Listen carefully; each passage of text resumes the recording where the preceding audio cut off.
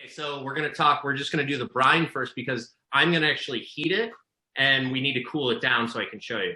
Okay, so I've got a quart of water. I've got 1 ounce of salt and 1 ounce of sugar, kosher salt.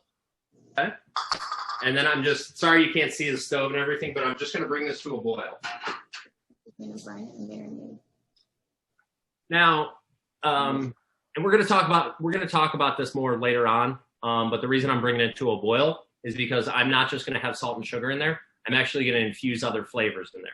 And if you're infusing other flavors in there, it really, really helps to heat it because it activates, like if you're doing herbs, the heat activates the oils in the herbs and it seasons it more. So I'm just heating this really quick so we can get it cooled down so I can show you later.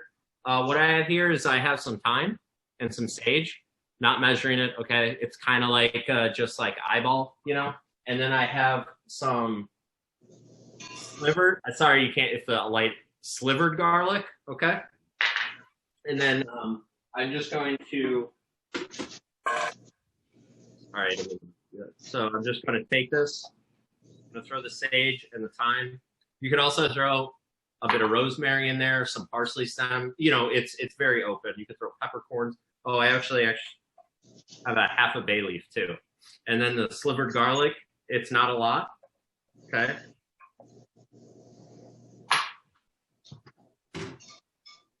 Like I said, I'm just doing it with this tech. I'm just doing it in this order so everyone can see everything, start to finish. And then, so while that's coming up to temperature, the first thing we're gonna talk about, oh my gosh, I forgot a bowl. First thing, I'm here, don't worry. First thing we're going to talk about is marinades, okay? So most of the time when we're talking about a marinade, or you're at a restaurant and they're talking about a marinade, most of the time it's going to have, you're going to see oil and seasonings, okay? Now when I say seasonings, it's a very broad term, but that could be fresh herbs, garlic, it could, you know, whatever, dry spices. You can also put acid in there, okay? But we'll talk about that in a little bit, how you have to be careful with that. So that's an oil-based marinade, okay? Those are the most common. I mean, those are the ones you're probably familiar with, right? You're firing up the grill or something and you marinate some meat, sprinkle a little oil on it. It's important when you put oil in there, you don't just douse it heavily. You don't just like go heavy-handed, right? But you also don't just want to like put just like a bit in there. I mean, I know there's like sometimes there's like health concerns or you don't want too much oil, but you just want enough to coat it, right? And that's what you're looking for. So marinades can be very versatile. You can do a lot of stuff with them. So when we were talking about marinades, this is something that's very important. You can read about this online or, you could get your recipes. But the first thing we want to talk about is flavor profiles, right? So when you're marinating something, you really just gotta, Chef Cindy's corrected me on this about using the term common sense too much. But what we really want to think about is what we're marinating and what our goals are in terms of flavor. So, when we're thinking about garlic and herbs, right? Garlic and herbs. I mean, I have it right here. It's going to go in a brine, another application, but it's garlic and herbs, right? Those go really, really well together, right? But we want to be thinking about what type of herbs we're going to be using, right? So if you say you're like, all right, I'm going to go to the store, I'm going to get thyme and sage and rosemary, and I'm going to get some garlic, and I'm going to make an oil-based marinade. Awesome, cool, right? We're probably going to be putting those on chicken, pork, maybe beef, okay? Any game meats, hearty stuff.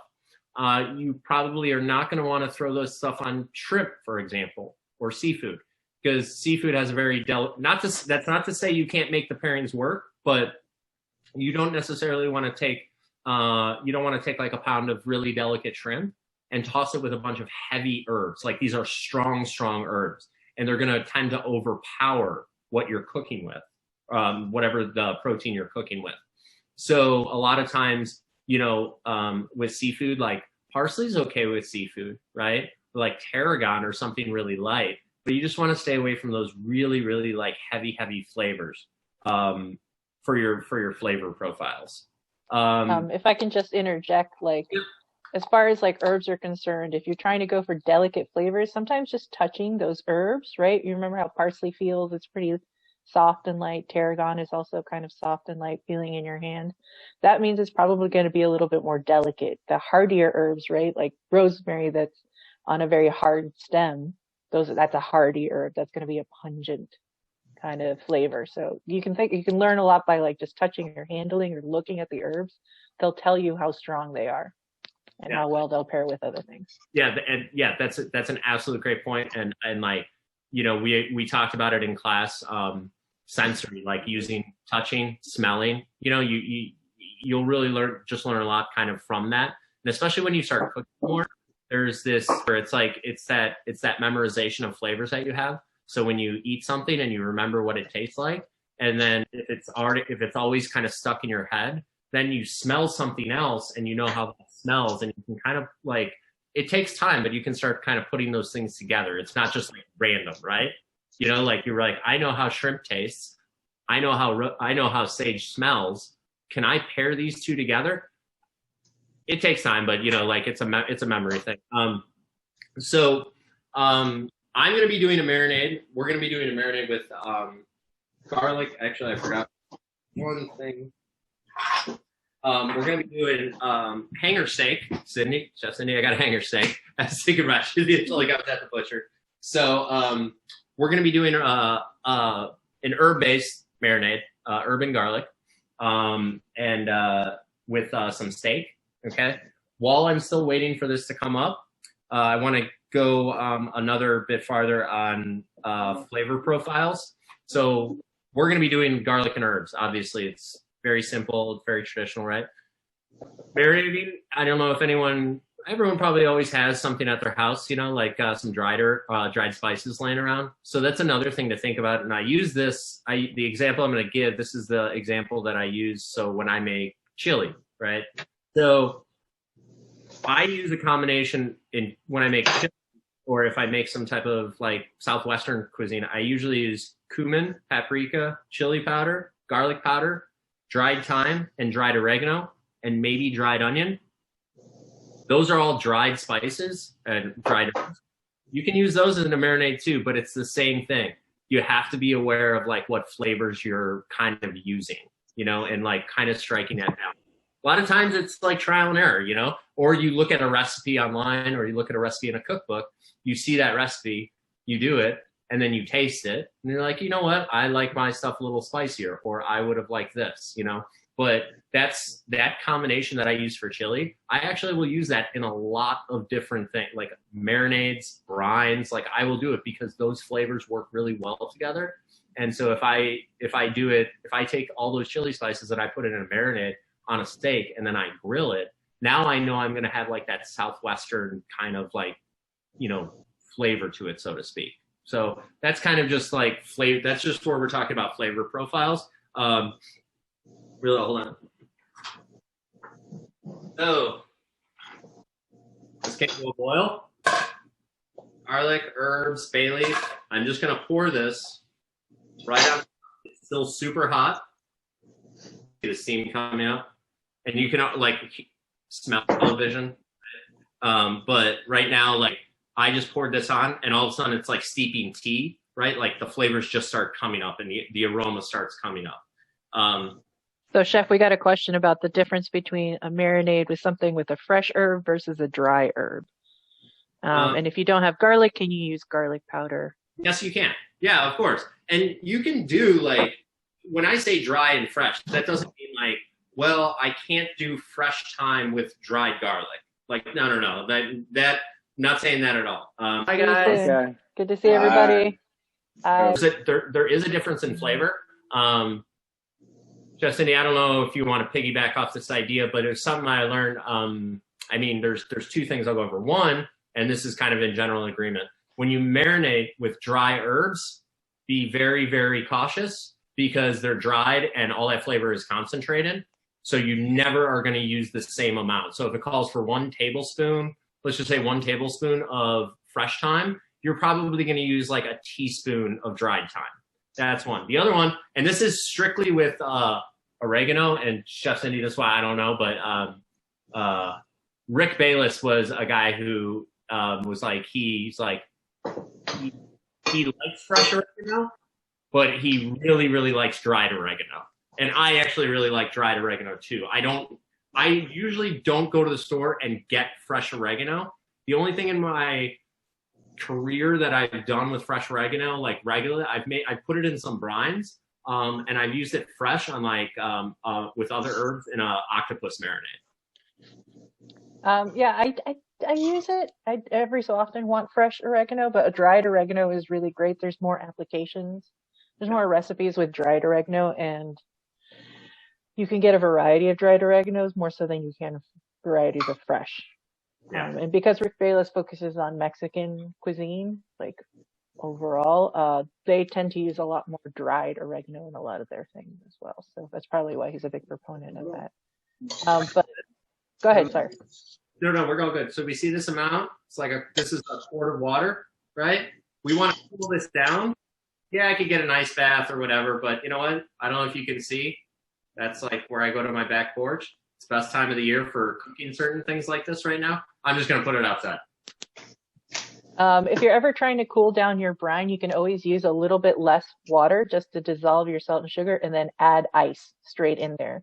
And that'll cool it right down. It'll melt into it and cool it quickly. You just got to pay attention to your ratio salt, whatever it is that you're doing, end up with the final amount of water that you want. But the other thing I was going to say about marinating fresh versus dry is, just make sure you pay attention to dry whole and dry ground are going to be different vibes. Again, dried is always, just remember that dry means that the water is taken out of it. So as soon as it hits water again, it's going to produce a lot of flavor. Fresh herbs, they're going to come through a little bit more delicately depending on what they are. Also, that changes if you're mincing or pureeing or doing anything like that. So think about how you're opening up your herbs as well. So we're going to make this marinade just really quick, okay? Sure. Got a hanger steak. Okay. Hanger steak's awesome, guys. I highly suggest if you want to get jiggy with a new cut of meat or something, whatever you want to say. Hanger steak rocks. It's the flavor is delicious, and I know we might say it's like, well, it's beef. Well, hanger steak's different, and it has like this super like unctuous beefy flavor to it, almost like minerally. Like it's awesome.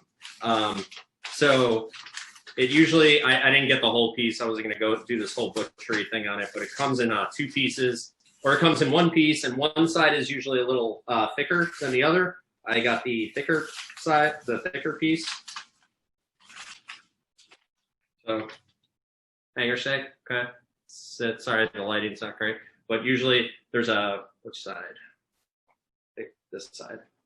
Right here, there's like on this side, there's a big piece of fat, and then on the other side, like almost like a butterfly. That's disgusting to think about, a beef butterfly, but you know what I'm saying. Like, like there's a skinnier piece.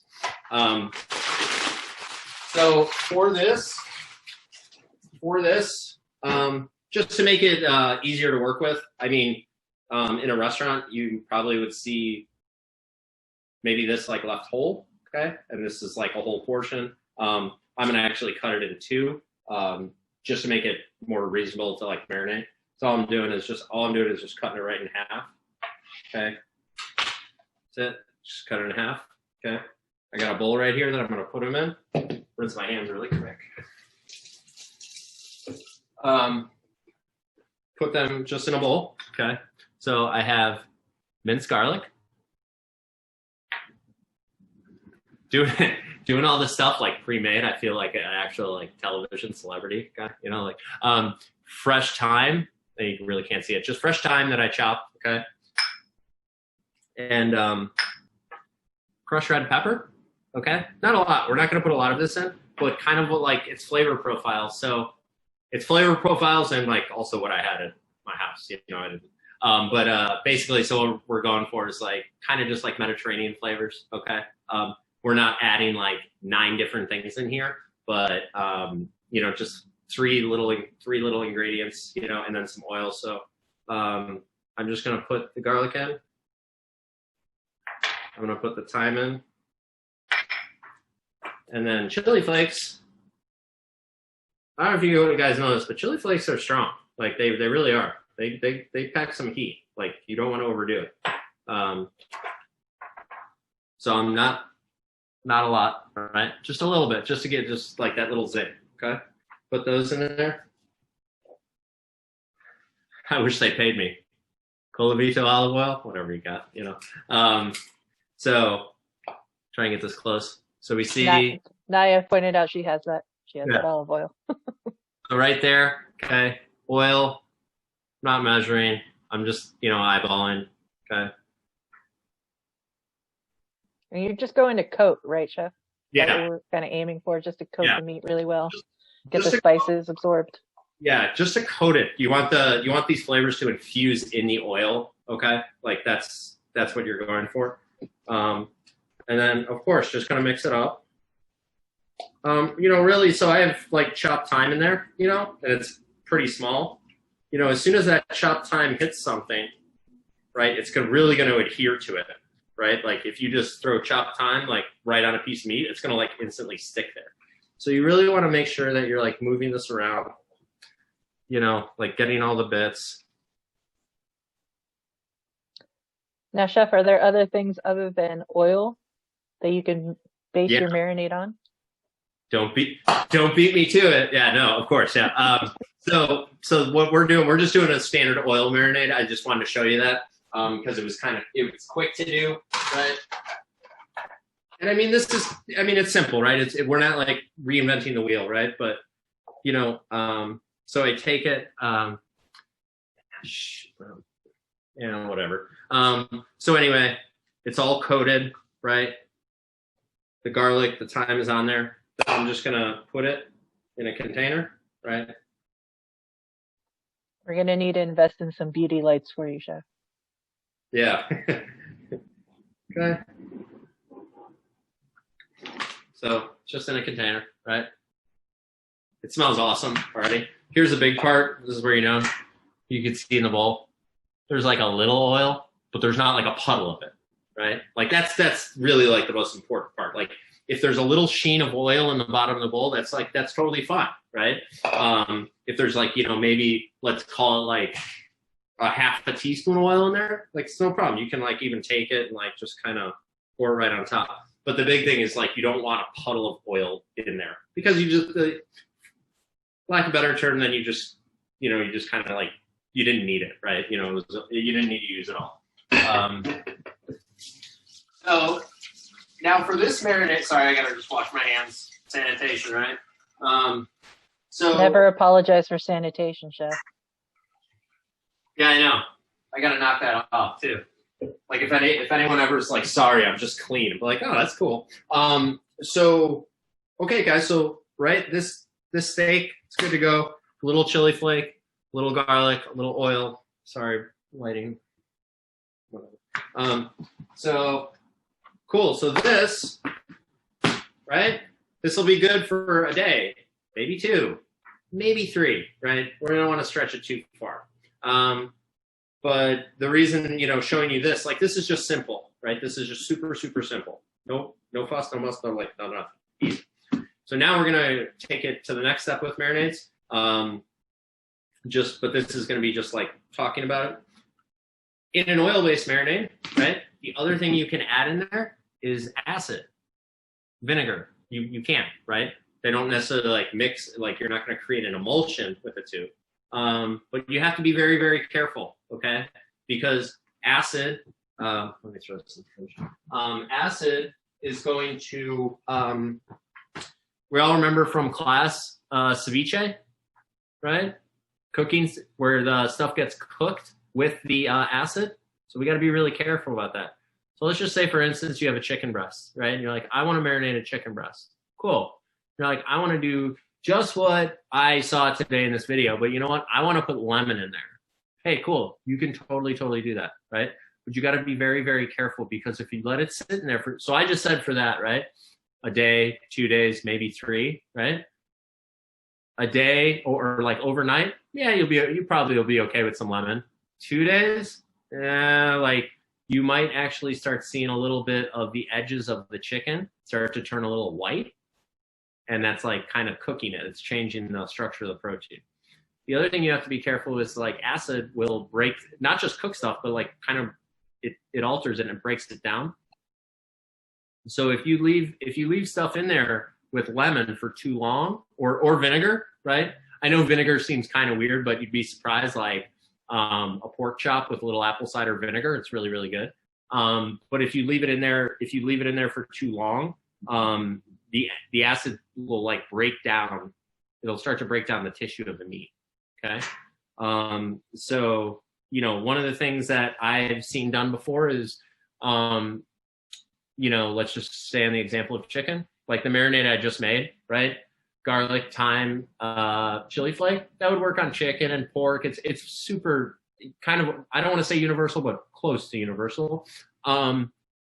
You take your chicken breast, you marinate in that. Maybe you let it sit in that marinade for like 1 day, and then you add like a squeeze of lemon for 1 more day, right? So that way you're really getting the flavors of the herbs, like really, really like they're getting strong. And then you have another like couple hours to overnight with lemon, and now all of a sudden you're introducing lemon into it. So now I have to reference my notes here just really quick. I think, sorry, real quick, lemon zest would also be a good way to get some lemon flavor without having all the acidity. Yeah, that's a great option too. Like zest your lemon and chop it with your thyme, let it sit in there. And then another great thing then is if you just do that, you can save the rest of the lemon to squirt on the protein once it's like off the grill. Like I'm just saying grill for now, but like once it's off, right? And then it gives it that final like boost of brightness. This is really kind of sciencey and stuff, but I did make earlier this year. I made al pastor tacos, and that calls for marinating with pineapple juice. Same thing. It's an enzymatic marinade, but it's the same thing. The enzymes in the juice will break down the meat and it will make it mushy. So you just have to be really, really careful about that. Going back also with marinades, going back to those flavor profiles, the oil you use is important. It is. I don't have any here. I used olive oil because it obviously works for this. I do tend to keep grapeseed oil on hand because it's very neutral, and I can use it for a lot of different applications, but especially like with marinades. But just be very careful, right? You're like, if you make a marinade that's got garlic and thyme and chili flakes, and you're like, oh, okay, like I'm kind of going for like a Mediterranean or, whatever, like that kind of vibe. I mean, I encourage everyone to experiment as much as possible. I really do. And maybe it works and it'll work like crazy, but just be careful because you have that and you don't necessarily want to be like, you know what, I'm going to throw a bunch of walnut oil in there. It'll completely change the flavor of it. Maybe it works. Once again, I'm not trying to discourage experimentation, but I would hate for anyone to buy like, a nice piece of meat and then put walnut oil on it. And then you're like, it tasted like walnuts. Be like, well, anyway. So actually, also, chef, sorry, real quick. Somebody has requested your al pastor recipe. Oh yeah. I have that written down in my, I have this like leather bound book that I keep all these recipes in. And I got it at a market and it's really cool, but it looks like I don't watch Harry Potter, but it looks like it would be in Harry Potter. And a friend of mine was like, that's where I keep all my like sorcery recipes, like my flavor sorcery. So yeah, I have it actually turned out awesome. I never made it before, but I did a bunch of research and looked at all these different marinades and I found the one that I was like, okay, it's good. So yeah, I can do that. So we talked about flavors, protein considerations for your marinades and how you do it. Okay, so you're like, those steaks, right, that you saw those steaks, they're not that big, right? They're not going to take too long to cook. If you have a giant piece of meat, just be aware that if you're using certain things, like with that steak, I could have put probably chopped parsley in there because it's only going to spend so much time on the grill. It's like that direct heat, right? But if you're using parsley, you want to be careful that you're not putting it on a piece of meat that's like this big, because there's just a chance that parsley might burn, right? So also you got to be careful with garlic. I don't know if anyone's seen this, and it just popped in my mind, so I'm really kind of happy about this. Leg of lamb. I actually have something else to talk about leg of lamb, but a leg of lamb, which is it's a leg of lamb. So is as opposed to taking a traditional thing with leg of lamb, yeah, like you can marinate it with chopped garlic and herbs and everything, but you just have to be careful because it's going to take a while to cook. You just have to be careful that you're not exposing that garlic to too much direct heat, because a little bit of browning is okay on garlic, but you don't want it to burn. So what a very traditional thing to do is you take a paring knife and you poke the meat on it. You make an X in the meat, right? This way, you make an X, and you just take a whole clove of garlic and you just stick it in there. And then it really permeates the flavor. It really, really gets in there. And because it's in the meat, you don't have to really worry about it browning. And, two things that will ruin most cooking is over seasoning, salt, like over salting, and burning. There's not really anything you can do once those two things occur, no matter how much barbecue sauce there is in the world. It's how it is. So Chef Cindy brought up, does that make sense though? I just want to make sure that makes sense to everyone about like the size of meat, and what application, like, are you going to cook it in like a 400-degree oven? There's all those things to take into account. So that's protein considerations in terms of size. Chef Cindy touched on this a bit earlier, and I had to say stop it so I could talk about it. So oil-based marinades, that's what we were just talking about, right? They can have oil, they can have a little vinegar, they can have, they can have a little lemon juice, herbs, there's dry spices. There's tons of options out there. Find one that you like and keep playing with it. It's really awesome because if you have a whole spice drawer, you can just the combinations are endless that you can do with it. Another one is liquid-based marinades, right? Now, the most common one that I've done, just based on where I've worked, is like soaking stuff in red wine, right? So, could be lamb, like talking about the lamb thing again. So if you take a cut of lamb, like a leg of lamb, and you dice it, you just cube it, toss it in some fresh garlic, some fresh rosemary, some fresh thyme, maybe a little fresh garlic, and then you can sprinkle it with some red wine, okay? And let that sit overnight. And that wine is going to penetrate in there and give it like a nice deep flavor. The alcohol is going to cook off once you start cooking it. If you do it on a grill, also it'll the sugars in the wine will kind of caramelize on the outside and give it like a little sweetness too. Another example is types of red meat like short ribs, right? So a lot of restaurants that I worked in, you take a big container, you get your short ribs, you take a big container, you fill it with red wine so they're completely submerged, and then you put mirepoix in there, onion, thyme, or onion, carrot, celery, thyme. You could also use leeks, whatever, and you just let that sit overnight. And then the next day when you come in, take the meat out. Try not to pat it dry because you don't want to just take out all of that, but like if you can let it air dry for a bit, that's good. And then you go about the same principle of braising that we did in class, right? And then all that leftover marinade that you have, that becomes your braising liquid, which in turn, then you add stock, and then that becomes part of the sauce, right? And you can also put a little dash of vinegar in there, too. A ratio that I've seen is 4 parts red wine to 1 part red wine vinegar. Gives it a nice brightness. The only thing is you just can't keep it hot the whole time because it'll kind of go sour. But the two things, so it's like marinating, right? Marinating in red wine, right? The two applications are how much red wine are you going to use? If you're going to use a lot of red wine and submerge it, that means you're most likely going to use that red wine in the cooking process. If not, if it's just to toss it with it, then that's fine. That's like I said, that's the example of like, and then the lamb that you cube, you put it on skewers and you put it on the grill. And now you have lamb skewers that have a nice bit of red wine flavor, herbs, garlic, same thing. It's like very Mediterranean flavored.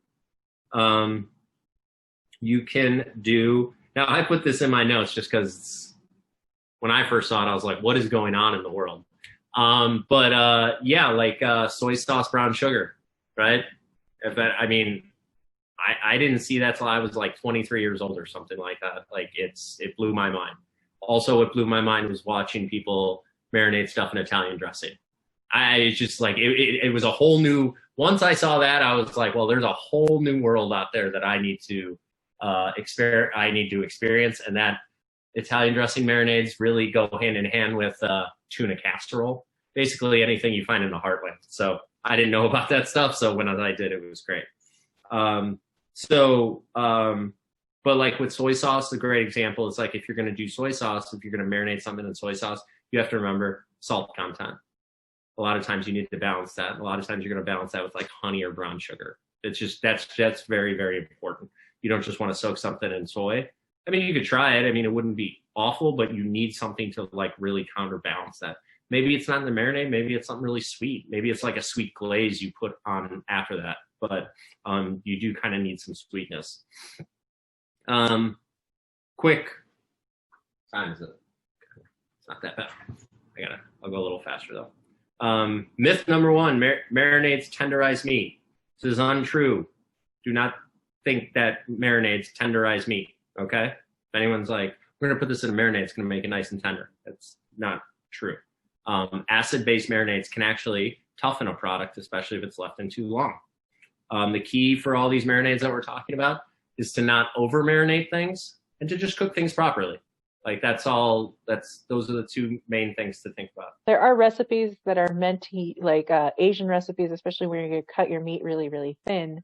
They'll use pineapple juice and things that have high enzymes in them that will help tenderize the meat. But basically, it's mushing out the meat. But you do it for such a short period of time that it feels like it's being tenderized.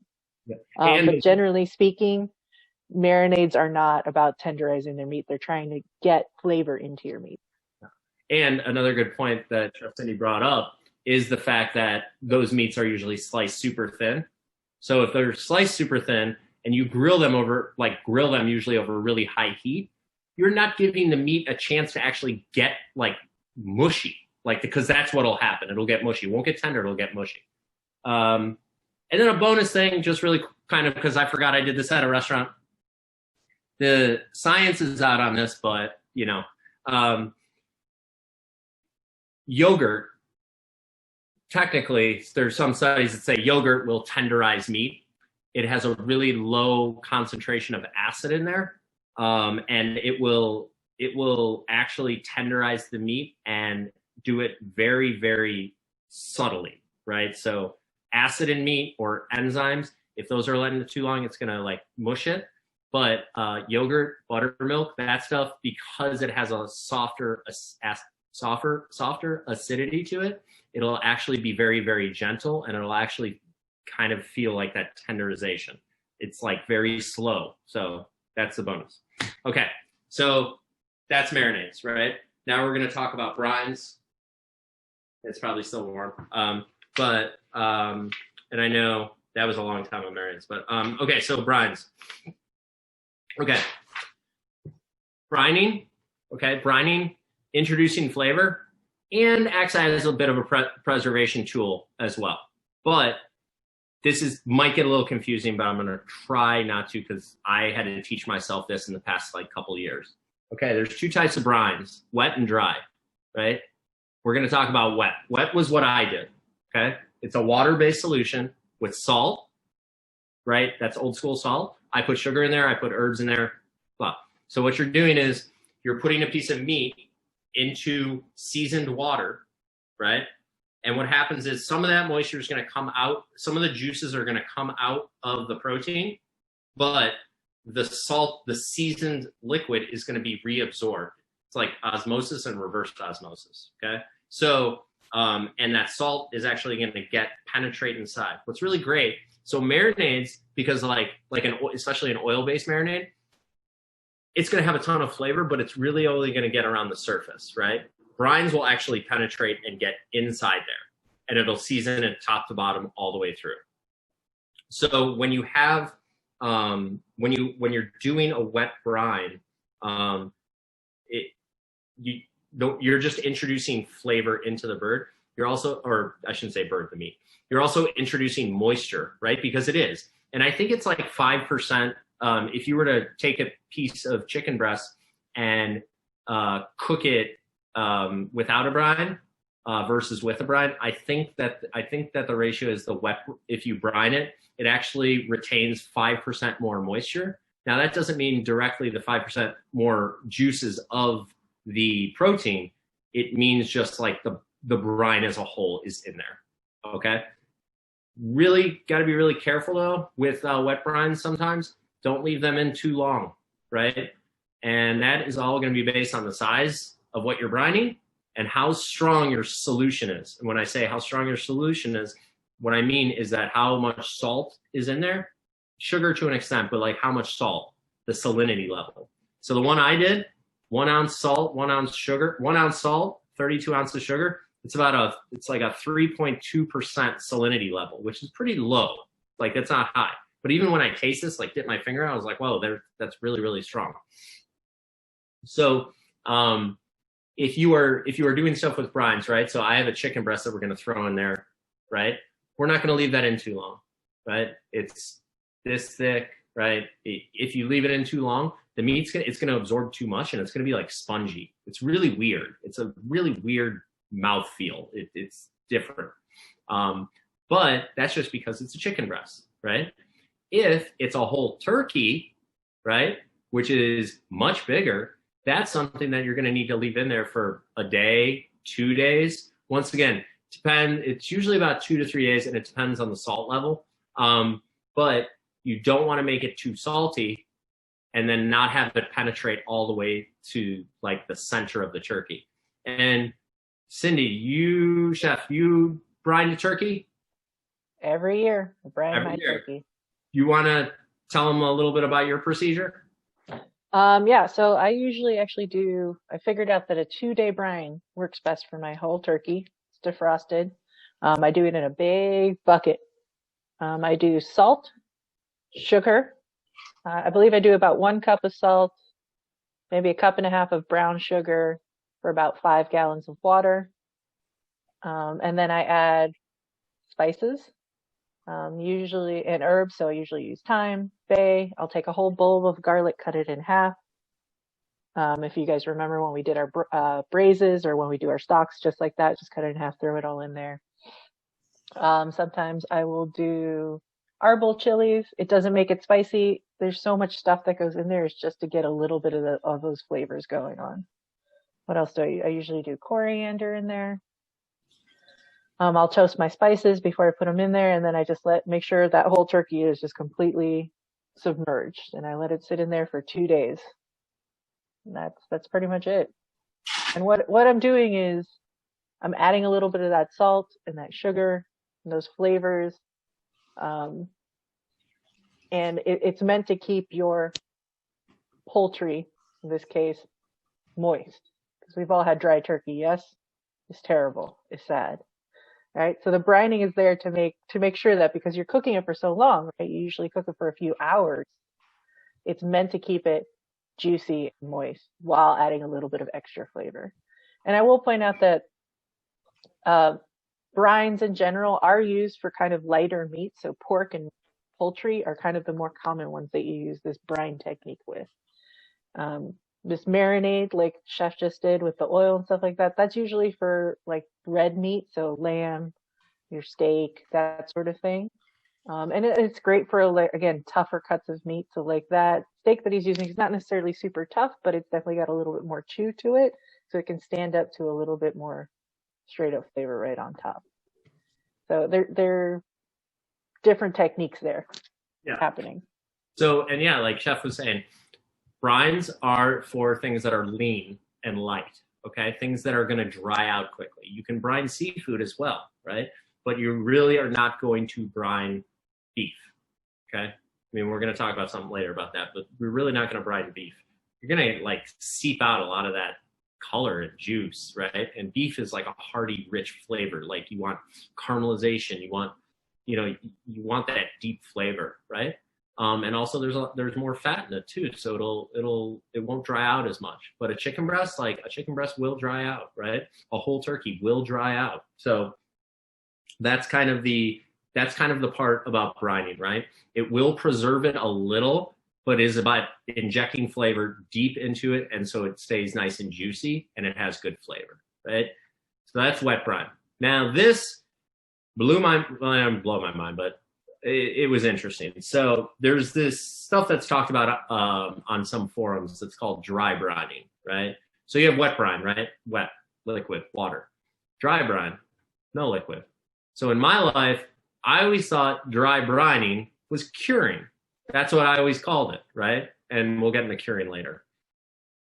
Technically, they are a little bit different. I don't know if we need to have a whole subset of a new title for it, but apparently now there is, and it's gaining more steam. But dry brining is basically very similar. You are going to take salt and maybe some herbs and whatever, not really sugar in this case, but like with a whole chicken. So you could brine a whole chicken. There's this Cafe Zuni cookbook, and I learned about this. And what the chef there did was they would take salt and maybe some herbs, but mostly salt, and they would rub it all over the bird, right? Not like cake it on, but like rub it all over the bird. So, and then let that sit for like a day, overnight, maybe 2 days, but I think it was a day. And what they saw was that it was drawing out the moisture of the bird because it's just salt. Salt's going to draw it out. But the residual liquid on top would then be reintroduced into the bird. So basically, you're drawing out the bird's natural juices, which is flavor. I mean, it's water, but it's flavor. It tastes like chicken. You're drawing those out, and then the water sits, mixes with like the salt, and then it goes back in. So you're reintroducing the chicken juices, the natural juices, but now they're just seasoned with salt. I found this fascinating, and I actually did it with turkey this year. I only did turkey breasts. I didn't do the whole thing. And it actually does work. It's really, really interesting. They are very famous for their chicken, chef. That's in San Francisco. Yeah. Cafe Zuni is one of like the premier California cuisine restaurants that's been around just as long as Chez Panisse. And they are known for that chicken. I actually have a really good recipe from them and America's Test Kitchen where they spatchcock their chicken, dry brine it. You cook it in a cast iron pan over bread, and then you get all the juices from the drippings of the chicken into the bread, and then you make the Zuni style frisee salad with the bread. Oh, it's awesome. Yeah.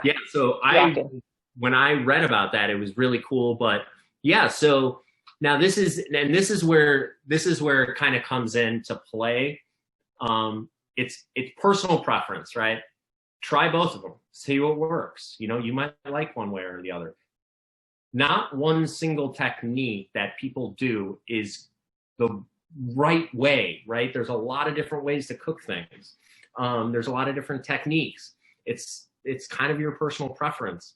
I mean, to an extent, right? You don't make hollandaise, like you don't scramble it and say, whoa, look at my hollandaise. Like there are certain techniques you got to stick by.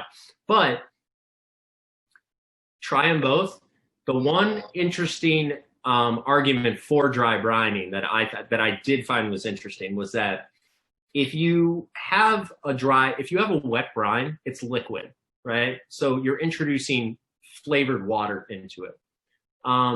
If you buy a really, really nice cut of pork, let's just say pork, for example. If you buy a really, really nice cut of pork, and when I say nice, I don't mean like a pork chop versus like a pork tenderloin. I'm saying like if you find a piece of pork from like a small farm that raises their pork a certain way, feeds the pork a certain diet, right? It's going to have a certain flavor.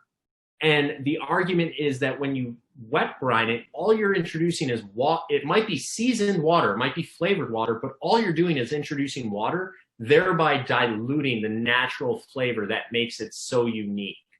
Right. So I've seen that argument. It does make sense. Like I haven't recently gone out and bought like a $90 pork chop or anything, but it really is an interesting thing to think about. And there's stuff like that, like you can read about. But I don't know if anyone has had that opportunity, but there are farms that they give the animals a certain regimen of food, or they have a certain technique and method that's how they do it, and it tastes different. Like, it doesn't taste like a pork chop that you would get at Jewel or Mariano's. It actually has a depth of flavor. It's very natural. It's very, very delicious. But that's just something to think about with like wet brining versus dry. Jeff, Cindy, I just got to go check that if you want to say anything.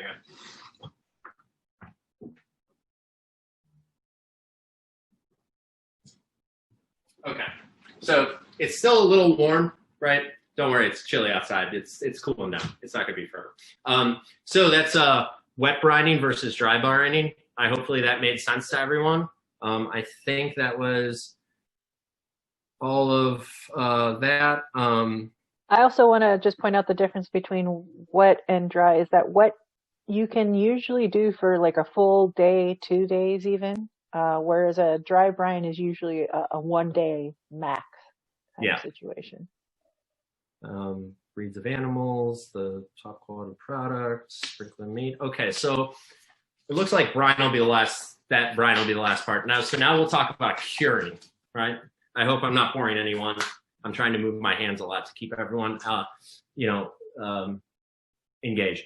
So remember I was saying like dry brining, I always called curing, but they're actually kind of different because like Chef Cindy was just saying, dry brining is only going to take place over maybe a day, right? So you're introducing flavor, slightly preserving it, but not really, because wet brine or dry brine, max 1 day for dry brine, max 2-3 days for wet brine. Like that's not really a true preservation method.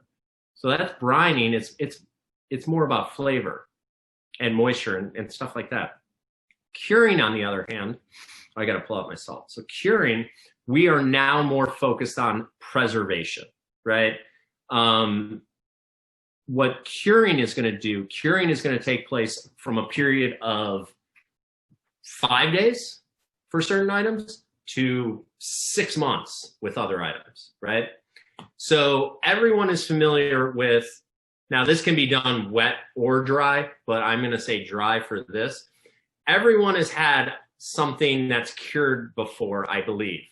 Can anyone think of something?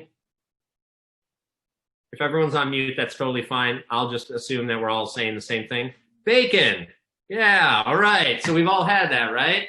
We've all had bacon or seen it or smelt it. So bacon is an example of something that's cured, okay?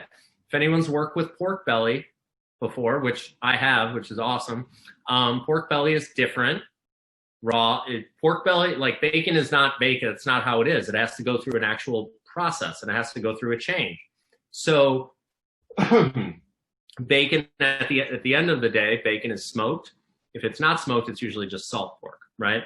But I'm going to go over this with you. It's really cool. So a cure, just like with a brine, right? So we have salt, we have sugar, we have flavorings, right? Same thing for curing, technically. It's just most likely old school is salt, but we're going to say salt and sugar. Same thing, roughly equal parts. We're going to sprinkle that over meat. We're going to let it sit. And then it's just going to sit for as long as the application we're doing for. Bacon is usually anywhere from like 5 to 7 days I've seen. That's usually the most common. I'm going to show you this really quick. So this I did yesterday. So here is my cure. This is a mixture of salt and sugar, equal parts. Just because I was feeling, zesty, I put some cloves in there. I put some nutmeg in there. I put some allspice in there, all grated up. And it has this nice, like when I open this and smell it, it has this nice little like fall flavor to it, right? Which is going to go really well with pork. So I have this salt, sugar, put any spices you want in there, but think about your flavor profiles. Put anything you want in there, okay? Don't really need to measure it. You can make a batch of this stuff, right? You can make it just a batch of salt and sugar, right? Label it, like curing spice. You can add stuff to it in batches, however you want to do it. It'll be fine. It just sits there. And take raw pork belly. I'm gonna do this all, but Just to show you, my hands are going to get a little. Okay. Raw pork belly, okay? I don't know if you guys see that. It looks like bacon, but of course it's not. See how, like flimsy, or not flimsy, but pliable it is. There's the word. Pliable it is, okay? This is pork belly, right? It's the belly of the pork, right? So what I'm going to do is I have a sheet pan with a piece of parchment. Don't do this on a rack, like a metal rack. Don't do it. It makes sense, but don't do it. The salt eats through the aluminum and it leaves like rub. It's weird. So anyway, what I'm going to do is I'm going to take this pork and I'm just going to, it's really juicy, so I'm just going to dry it a little bit. Okay, just going to dry it. That's all you can see how much juice came out of there. I'm going to put it on the sheet pan. I'm going to take the cure, okay, and I am just going to sprinkle this on top, right? I'm not looking to cake it. I'm not looking to like put like a whole layer on there. I'm just looking to sprinkle it, okay? Now, when I do this, when I make this cure, this is important, guys, okay? I'm using kosher salt.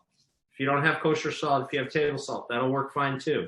I weigh everything. If you guys remember the sourdough thing, like I usually weigh everything. If you don't have a scale, it's not a problem. But just remember, a tablespoon of table salt is completely different than a tablespoon of kosher salt. Kosher salt is coarse, right? If you put that in there, there's a lot of nooks and crannies of air. Table salt is very fine. So you got to remember that. It's very important. There's a ratio online. I think it's like three tablespoons of kosher salt actually equals 2 tablespoons of table salt. I think that's it. I can't remember. But just be very, very aware of that. It's super, super important because, and that's important with any measuring, right? If you're doing a pastry, if anything you're doing, if it calls for a tablespoon or teaspoon of salt or whatever, make sure if it says a teaspoon of kosher salt and you're using table salt, be very aware of that difference, okay? Even be aware of the fact that Morton kosher is different from the Crystal Diamond. They taste different. Their structure is different. So yeah. I believe Morton kosher salt is actually saltier than your Diamond Crystal. I think Diamond Crystal's, is Diamond Crystal coarser? Yes, that's why it's less salty. Because you get less of it. Got more air to it. Okay, so you saw I might have like pushed down just a little, right? It's not, I'm not like actively pushing in there. But okay, so there's, you can kind of see, that's how bacon kind of looks, okay? So this is what I'm gonna make tonight, or I don't know, let's see what my girlfriend wants. But, what I'm gonna do is I'm just gonna make this into braised pork belly, right? So basically, I'm going to let this sit overnight. I'm going to sear it in a pan, and then I'm going to put it in like a roasting pan or the same pan.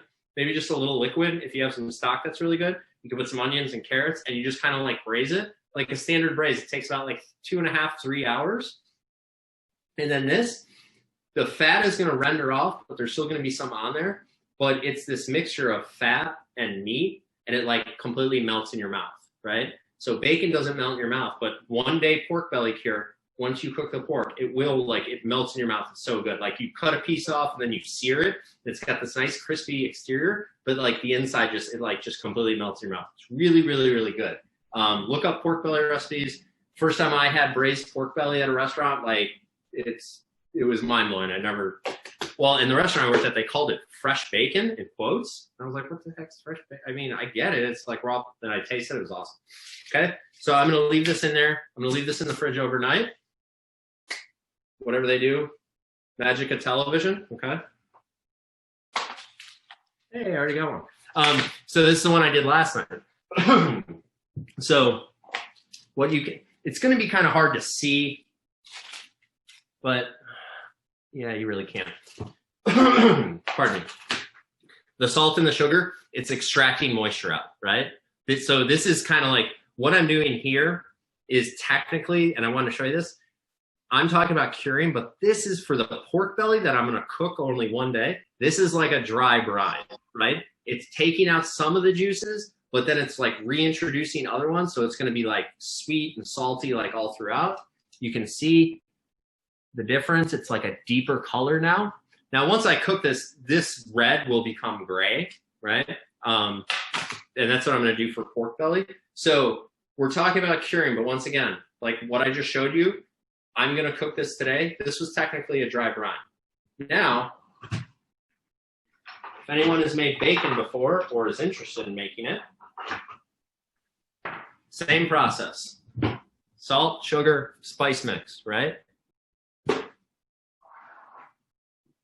Pink salt, okay? This is like the clutch key ingredient, okay? Curing salt. I don't know if you can see that. Do not taste.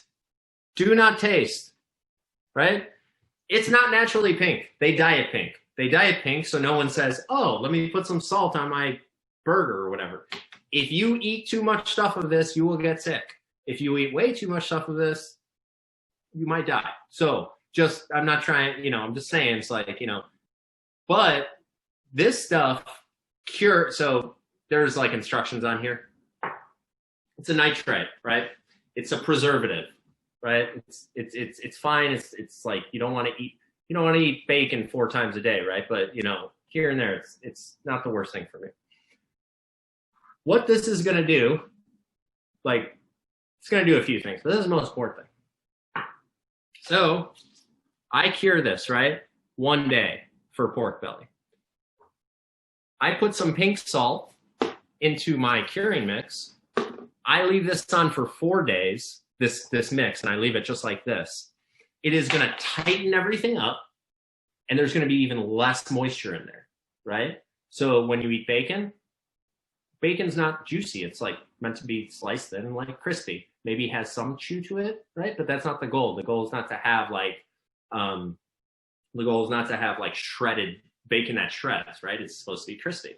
So this is going to keep drawing out moisture. This is going to keep drawing out moisture, and then roast it in the oven, smoke it, whatever you have to do, or whatever you want to do, and that's it. So that is what I'm doing. What I'm doing here is dry brining, but for curing salt, same principle. With you put some of this into this, leave it on longer.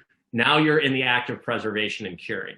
The other thing that the pink salt is going to do, everyone knows when you see a strip of bacon that's not crisped up, it's red, right? It's not like brown or gray. Think about all that time it is spent with salt on it, the cooking time.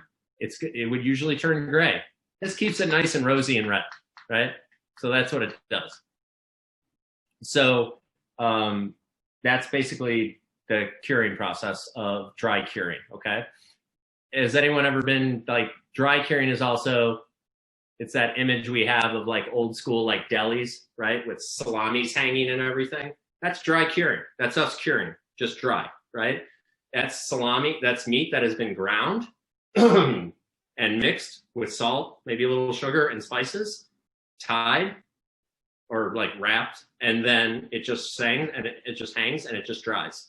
And it's really weird because it's oh, you're just leaving meat out at room temperature or whatever. And it's yeah, because it's all salt and sugar, nothing is going to be attracted to it. I mean, now we have they have curing chambers. You can't just hang it, we're past that point. But that's dry curing. I will say too, I traditionally will often pack things in salt and sugar when I'm doing a cure. Yeah. Which is the other thing, which is that's what kind of, for me in my mind, makes a difference for a dry brine versus a cure. Because a dry brine is usually just enough to cover the outside and then to go with the juices of the meat. And traditionally when I've made bacon, especially when I make lots and lots of bacon, I'm really packing it, encircling that sugar salt mixture. And that's a very common thing to do with whole sides of fish. You completely submerge them. So that's curing. That's dry curing. Now, then I learned about wet curing, and once again, my mind was like, "What the heck are we talking about?" But this is great. Everyone's had an example of a wet cured item, right? What is it? Don't worry, I'm going to tell you. Ham, right? Ham, deli turkey meat, all that stuff, right? So it's almost the same principle of like a brine, but you're going to have some of the pink salt in there, and you're going to let it sit in there for a long time. What that's going to do is you have salt, you have sugar, you have your pink salt, you have water, you put pork in there, or like pork butt, you put it in there, you let it sit for a while, like, I mean, it's all depending on size. The texture is actually going to change, right? That's how you get ham, like that's how ham becomes ham, right? You're introducing, it just keeps soaking in this like seasoned water or from the wet cure. And then like, you see deli meat, like deli meat does not look like pulled pork, for example, or something. So it's completely different. You still have to cook it, right? You still have to like roast it. But actually for Easter this year, I think we were on furlough during Easter. I made ham. Like I took a small piece and I brined it for 7 days. And lo and behold, I'll send you guys a pic. It was actually really cool. But lo and behold, I roasted it and I sliced it, and it looked just like ham. So it was a moment of kind of like, I guess you would say, elation that I figured out how to do it. So that is the thing about wet curing. So it just sits there. Dry curing, it just sits in air, right? Or like Chef Cindy was saying, it's like completely submerged, right? And it just keeps going and going and curing, and it keeps removing water and concentrating flavor. That's another thing. Usually when you have bacon, guys, right, it's sliced thin and crisp. You don't just have a chunk of it, because it'd be way too salty, right? So, okay, so does that make sense? So this, what I did here, I'm just gonna technically dry brine this overnight. This one I'm gonna cook. So that was 1 day. And now the brine's probably ready. So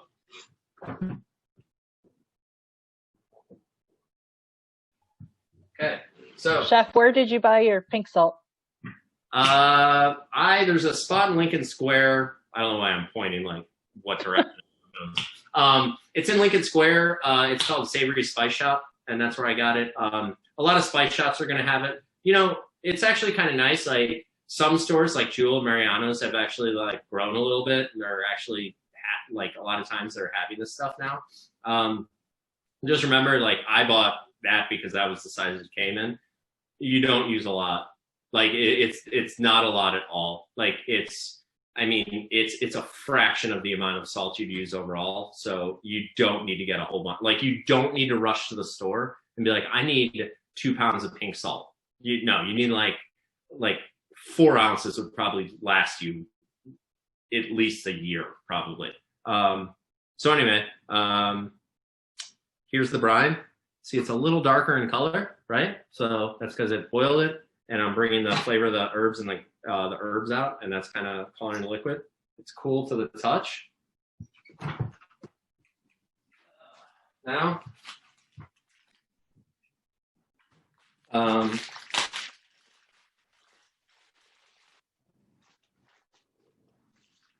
just, oh my gosh, sometimes they like tie it 3 times. Okay, it's all right. I don't know what prompted me, sorry not to be disgusting, to buy this massive chicken breast. I don't even know what I was thinking. I was like, yeah, I'll take one of those, and he grabbed it. I was like, it doesn't look right. But anyway, so that's what I have now. So, but yeah, boom, just, it's going in, okay? All we're doing, most important part of this, and the same with wet curing, anything has to be completely submerged. It has to be completely submerged. Especially, so if it's not completely submerged, you're going to have, like, for a brine, you're going to have the spot that's a little dry. If it's not completely submerged, for like when you're making ham, you're going to have like this little piece. I mean, you could rotate it and that's fine, but you might have a little piece that doesn't get like that. It's just weird. Also for wet curing, like if you want to make ham, really like do research and get recipes and like look different techniques, because you want to make sure that the pork stays in there long enough to turn into ham. If not, you'll roast it, you'll have this, like, you'll cut into it and you'll be like, wow, look at all that ham. And then like right in the center, like it's a perfect like quarter size circle, you'll have a part where the brine didn't get into, and it's just kind of like regular pork. It's not bad for you. It's not going to kill you. That's really fine to eat. It's just weird looking, right? You cut into it, you see the first little bit, you're like, sweet, I did ham. And then there's just this like bullseye white piece of pork in the middle. It's just, Or sometimes it's gray. You just have like yeah, pink, nice ham, and then you just have this gray tube. it's just really kind of weird looking. Everyone have a wonderful, wonderful holiday season, okay? And I'm glad like everyone that was able to come came, and nothing but the best to you and your families, and stay safe. And, you know, remember, if you need us, we're a phone call away.